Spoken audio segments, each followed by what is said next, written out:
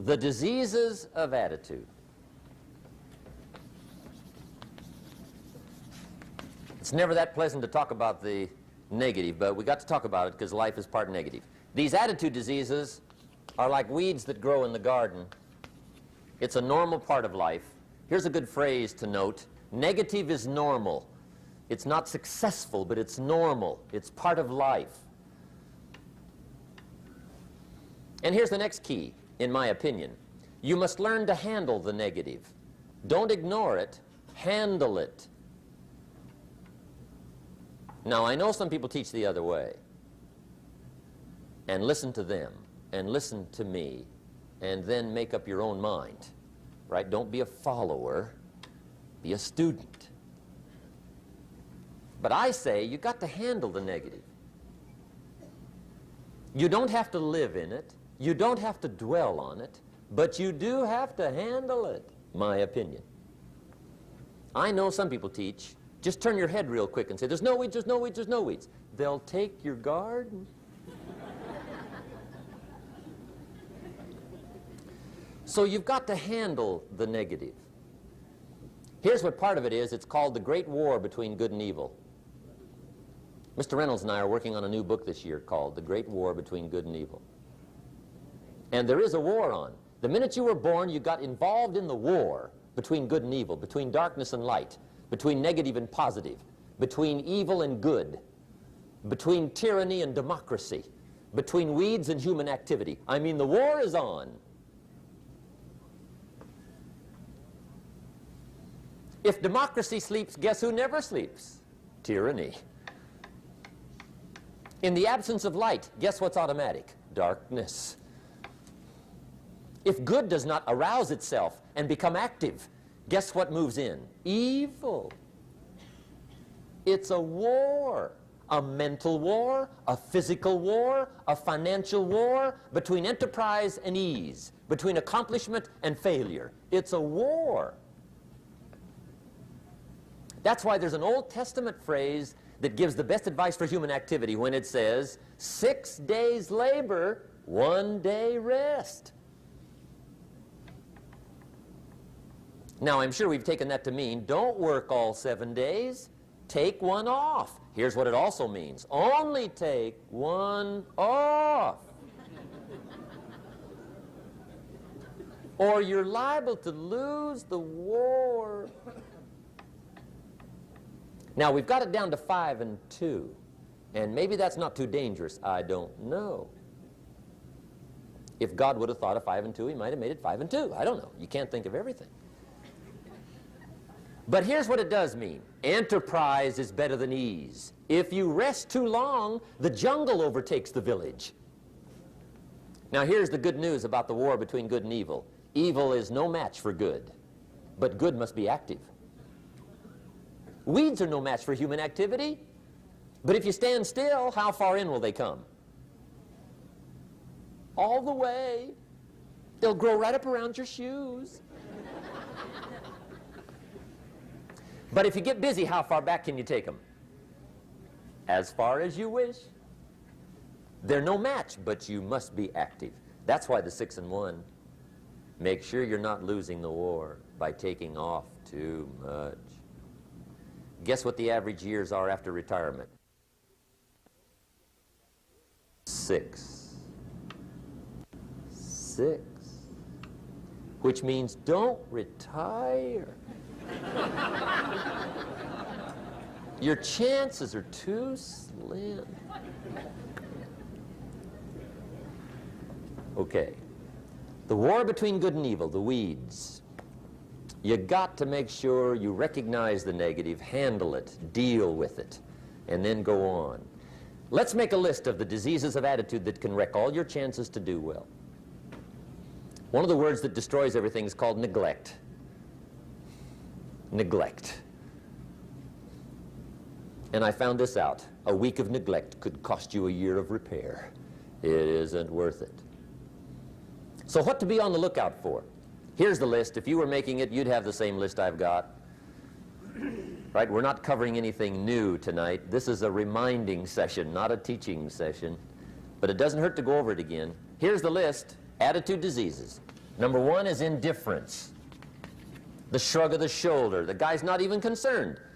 He's just drifting. This is called the mild approach to life. A disease known as mildness.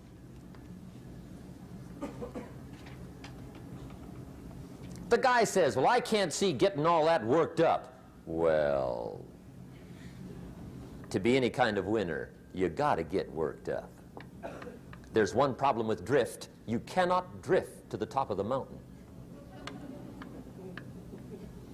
And the good Lord said in the closing chapters of the Bible, here's the best way to live, one way or the other. That's best. Hot or what's next best? Cold is next best to hot. Not the half-baked middle, lukewarm, not too hot, not too cold. What a sad way to live. I think what it means is pick a direction and go with everything you got. Just pick one and go. Somebody says, yeah, but what if it's the wrong direction? You'll find out quicker. It won't take you 25 years to wake up and say, oh no, I've been walking the wrong road. I told my staff the other day, next best to prosperity is adversity. If one doesn't get you, pray for the other. We all do better from one of two reasons, inspiration or desperation. And I don't wish anything bad on you tonight, but if you're not inspired, I hope a wagon comes down your rut.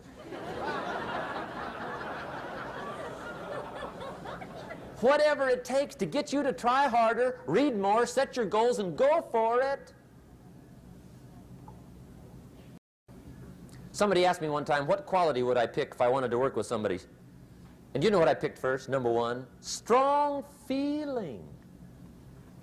Please, number one, give me somebody that feels strong. About most anything, I don't even care. Just so they believe it. Even if they disagree with me. Wonderful. Just so they disagree vigorously. I'm not saying it's easy to win those kind of people to your point of view, but I'd rather do that than to try to resurrect people from the dead. Pump them up every month, pump them up, pump them up. I pass.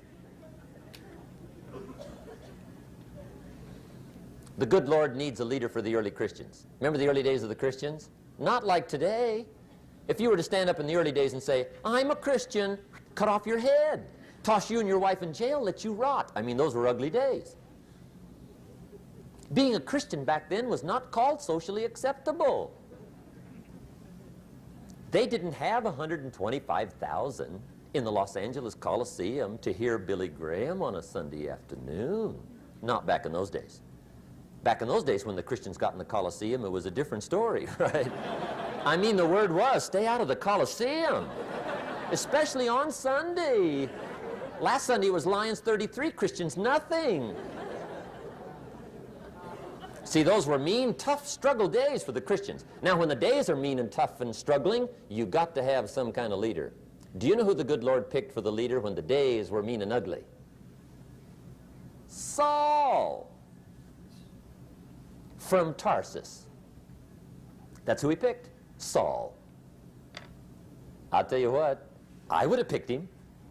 You would have picked him. Anybody would have picked Saul. Saul was one of those incredible guys. Once he got into something, look out. Everybody in the community knew what Saul was in. Because whatever he joined, he'd flip all the switches, open up all the dials, turn on all the faucets, and go like mad. He was known as All-Out Saul. I mean, he was something else. Now, at first, it wasn't working out well. Saul hated Christians, which makes a poor leader, right? I mean, that won't work. Saul got this bug somewhere about the Christians. He got to hating Christians. And he hated them so bad, every time somebody would say Christian, he'd fly into a rage. And I guess he decided one day, it was his mission in life to get rid of all the Christians. He was Saul anyhow, could do most anything he wanted to. So he got him these letters of authority to go around to the various communities and hunt down the Christians. They said, do whatever you want to with them, Saul. They're unpopular anyhow. Drag them in the streets, whip them, stone them, torture them, kill them. You mention the name Saul from Tarsus to the early Christians. I'll tell you what they would do. They would run, hide, lock the doors, leave town, dive underground. I've been in the catacombs of Rome where they hid. He was mean. I mean, terribly mean. But remember the story? One day Saul's making it for Damascus. Heard about some new Christians, flies into a rage, takes off for Damascus. And the story said he was angry. There's a little sentence in the story that says, on his way to Damascus, he was breathing out threatenings and slaughter, which meant he felt rather strong about the idea, right? That's strong. That's strong. But on this journey, right, according to the story, as Saul was making his way to Damascus, the good Lord looks down out of heaven and says, there's my man, Saul. He's got to be something else. And according to the story, this great light shines out of heaven, knocks him flat, right off his horse, grinds his face in the dirt, and blinds him for 3 days. The good Lord using recruiting tools we can't use, but when you're Lord, right? To make a long story short, Saul from Tarsus becomes converted to Christianity. He becomes Paul, the great leader, the apostle. And without a doubt, the good Lord got him a dandy. One he didn't have to pump up every month. In one of his later writings, he said, the things I once hated, I now love. The things I once loved, I now hate. See, that's strong. Here's the key to the good life. Learn to put everything you've got into everything you do. Whatever you are doing, pour it on. It will quickly open up into opportunity or quickly disclose to you that you ought to be doing something else. The delusion is, if I had a better job, I'd really pour it on. See, that's delusion. Wherever you are, pour it on. Don't give somebody half a job for a day's pay. Pour it on. See, that'll help change your life. Get rid of this disease. Here's the next attitude disease, indecision. Mental paralysis. The guy can't make up his mind and it becomes a disease. Pretty soon he knows he's got it. The guy says, well, I know I'm on the fence. But he says, what if I get off on the wrong side? Listen, after a while it doesn't matter. Just get off. Any side will do. A life full of adventure is a life full of many decisions. The ones that turn out to be wrong give you better experience to make better decisions. So don't see how many decisions you can get out of, see how many you can get into. That's where the adventure is. So shake off this disease, indecision. The next one is doubt. Doubt's like a plague, and one of the worst is self-doubt. There are many, but that's one of the worst. The guy doubts himself, doubts if it'll last that long for him, doubts if he can do that well, doubts if he can make that much, doubts if he can accomplish all that. A chronic, excellent self-doubter. You can imagine what damage that does to your future. So here's the key. Turn this coin over and become a believer. And there's many things to believe in. One of the majors is yourself. The understanding of self-worth is the beginning of progress. Now, if those three don't get you, this one will. Worry. That's a devastating disease. Worry. Worry causes health problems, social problems, personal problems, family problems. It's devastating. Worry long enough, it'll drop you to your knees. Could reduce you to begging. I know how bad this one is. I used to have it bad. I used to be known as a super worrier.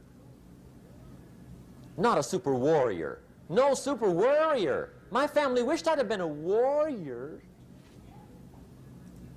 I got those years to make up for. But I tell you what, my advice to you is do what I finally did on worry. Give it up. Who needs it? I'm not saying it's easy. I'm saying it's worth it. It took me almost 1 year to kick the worry habit, and it was not an easy year. It was one of the toughest years I ever spent, but I finally got that monkey off my back. And I discovered you could live the most incredible life free of worry. Not free of challenge, not free of difficulty, free of worry. I learned how to do it, and you can. Here's the next attitude disease. Over caution. Some people never will have much. They're too cautious. Now, you can also be too reckless, but you can also be too cautious. This is called the timid approach to life. And my caution was always the risk. Risk used to drive me right up the wall. I used to say, what if this happens? It's called the language of the poor. What if this happens? And on top of that, if this was to happen, look at the fix I'd be in. I better not try. I could always ace myself out. Then I'll tell you what changed my whole life when I finally discovered it's all risky. The minute you were born, it got risky. If you think trying is risky, wait till they hand you the bill for not trying. If you think investing is risky, wait till you get the tab for not investing. See, it's all risky. Getting married is risky. Having children is risky. Going into business is risky. Investing your money is risky. It's all risky. I'll tell you how risky life is. You're not going to get out alive. That's risky. The Englishman says, well, if that's the way it's going to work out, let's give it a go. Right, that's what it's for. Give it a go. Somebody says, yeah, but I'm looking for safety and security. Fine, then huddle in a corner. We'll cover you with a sheet, bring you 3 meals a day. And we'll protect you, feed you, look after you, care for you. We won't let anything happen to you, and you'll probably live to be 100.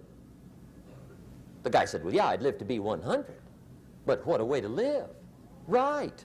What a way to live, safe and secure. Don't ask for security. Ask for adventure. Better to live 30 years full of adventure than 100 years safe in the corner. And see, it's not important how long you live. What's important is how you live. Here's the next attitude disease. We're almost through with this motley list. In fact, we're almost through. Hang on. The next one is pessimism. Pessimism, the deadly disease of always looking on the bad side, the problem side, the difficult side, checking all the reasons why it can't be done. The poor pessimist leads an ugly life. He doesn't try to figure out what's right. He tries to figure out what's wrong. He doesn't look for virtue. He looks for faults. And when he finds them, he's delighted. How ugly. This is the poor guy looks through the window, doesn't see the sunset. He sees the specks on the window.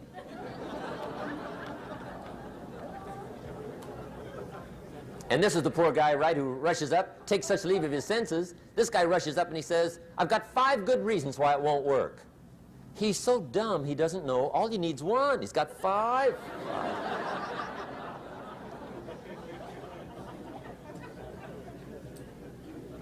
To the pessimist, the glass is always half empty. To the optimist, the glass is half full. Why would the same measure affect people 2 different ways? Answer, it all depends on how you look at it. Our lives are mostly affected by the way we think things are, not the way they are. The way we think they are affects us most. There's a subject we don't have time to get into tonight called better thinking habits. One of the major things Shove taught me when I met him, he said, poor thinking habits keeps most people poor. Not poor working habits. Most people work hard, but they don't think hard. And Shove taught me that the mind is like a factory, a mental factory. And whatever you think about all day long pours ingredients into this mental factory. And that's what builds the economic, social, financial fabric of your life. He quoted me a Bible phrase that says, as you think, so you become. How awesome. When he talked about poor thinking habits, he had me. I used to start the day reading the morning newspaper. I mean, you can believe that or not. I'd get a cup of coffee and read the paper. I'd load up on wars and riots and murders and stabbings and killings and bank robberies and muggings and car wrecks and tragedies. I'd even read the back pages. I seem to like that stuff for some weird reason. I'd load up on all that, and then I'd start the day. You can imagine the kind of days I used to have. You walk around on your financial knees. They call you economic peewee.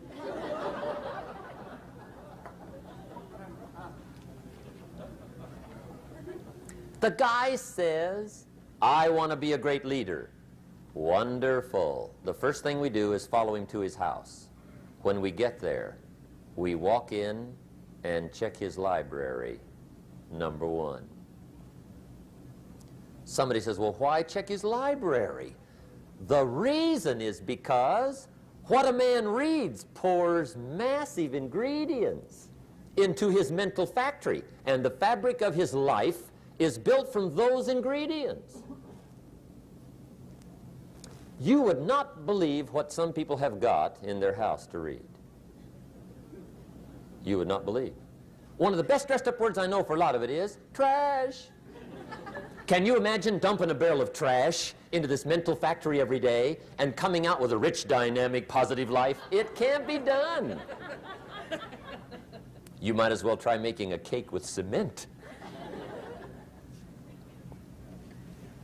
The kids back in Danbury, Connecticut, high school, they're asking me questions one day. I'm talking to the kids. Kids got good questions these days. One of them said to me, Mr. Rohn, how do you build the good life? I said, it's simple. It's not easy, but it's simple. Here's how you build anything. Select the right ingredients, keep out the wrong ingredients, and it starts with thought. Everything starts with thought. So you must be wise and careful what you think about, because that starts everything. You got to be wise and careful. I asked the kids, what would happen if somebody dropped sugar in my coffee? They said, well, you'd be okay. I said, what if somebody dropped strychnine in my coffee? They said, well, you'd be dead. I said, correct. Lesson one, life is both sugar and strychnine. You gotta be careful. I said, what if my worst enemy drops in the sugar? They said, will you be okay? I said, what if my best friend, even by accident, drops in the strychnine? They said, well, you'd be dead. I said, correct. Lesson two, watch your coffee.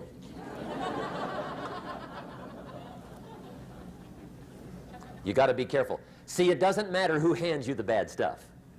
It doesn't matter where you get the bad stuff. It'll still do its damage on your bank account, wherever you get it. Mr. Schoaf gave me one of the greatest phrases when I first met him, when he said, Jim, every day stand guard at the door of your mind. How important. Stand guard at the door of your mind. And you decide what goes into your mental factory. Don't let anybody just dump anything they want to in your mental factory, because you've got to live with the results. Okay, here's the last disease, and we're through with this list. In fact, we're almost through. Hang on. The last subject is very brief. The last disease, but this one is deadly. Engage in this one, indulge in it even slightly, and you might as well forget the future, because it's going to forget you. Complaining, crying, whining, griping, a Bible word called murmuring. See, that'll ace your future. Spend 5 minutes complaining, and you have wasted 5.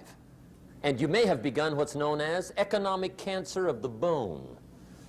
Surely they will soon haul you off into a financial desert and there let you choke on the dust of your own regret. I hope I said that well, so you won't forget. It's a deadly disease. If you don't think it's bad, ask the children of Israel of Old Testament fame. Typical of us all, their story just happened to get in the book. Story says, children of Israel were slaves. God performed a series of dazzling miracles and got them out. And now they're heading for the promised land. Remember the story? Heading for the promised land. Tragedy of the story, they never got there. Reason.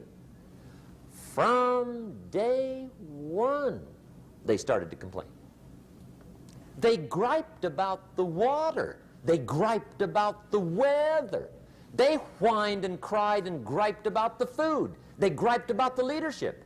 They whined and cried because it was too far, too cold, too hot, too difficult, too miserable. I mean, they whined and cried for years. Finally, God said, "I've had it, trip canceled." Or something like that. The story says they died in the desert, never got to the promised land. Which I think means two things. Indulge in this long enough, you get your future canceled. And I guess it also means even God himself can only take so much.